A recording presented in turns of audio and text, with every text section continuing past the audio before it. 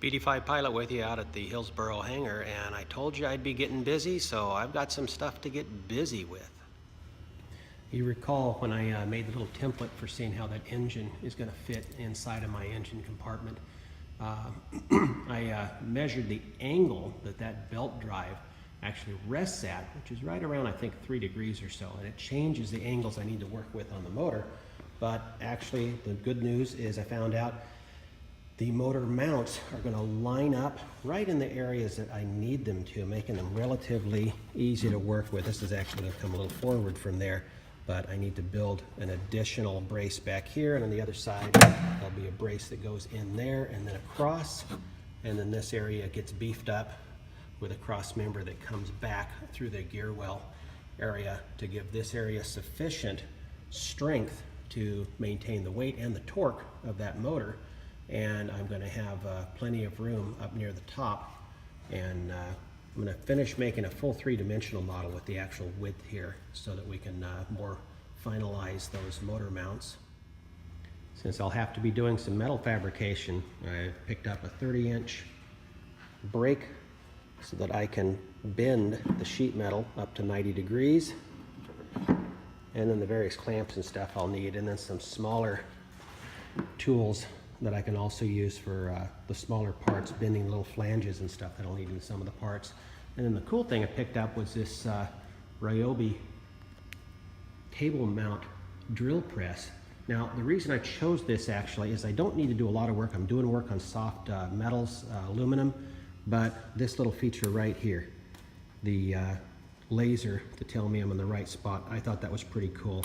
And it does have a work light as well, but that laser I thought was really kind of a cool touch for making sure I'm in the right place, especially when I'm drilling a series of holes. You'll see below there I actually have quite a bit of aluminum stock I've picked up, various thicknesses. One of those is going to become the new instrument panel.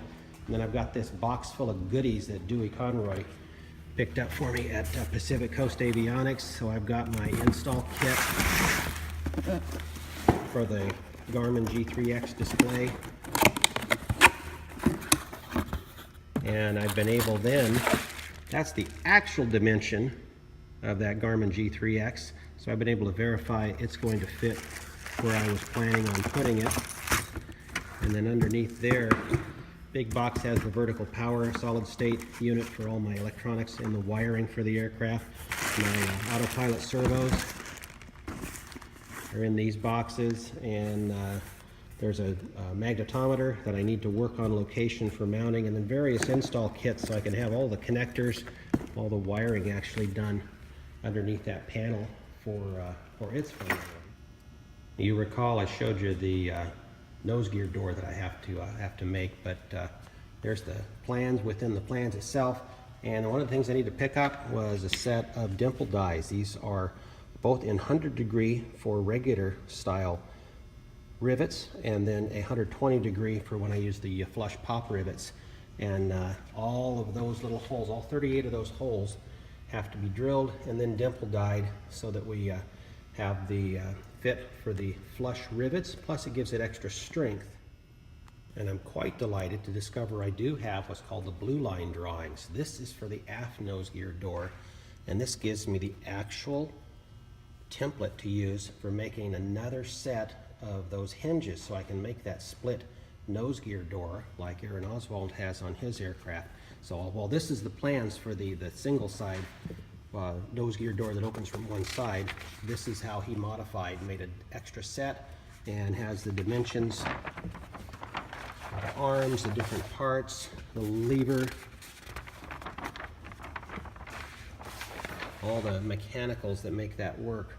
So instead of having a single door here, it'll be split in half, and there'll be another door that opens on the other side, and gives a real neat appearance, and is not near as prone to failure on retraction of the gear. You don't want to get that gear stuck.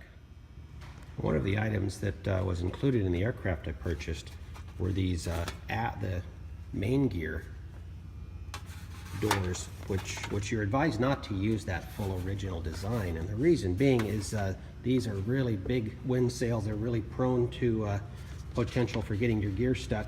But my plan actually is to take just this portion where the gear leg is and turn that into a mini gear door that leaves the wheel itself open to the airstream like for an aircraft to fly with.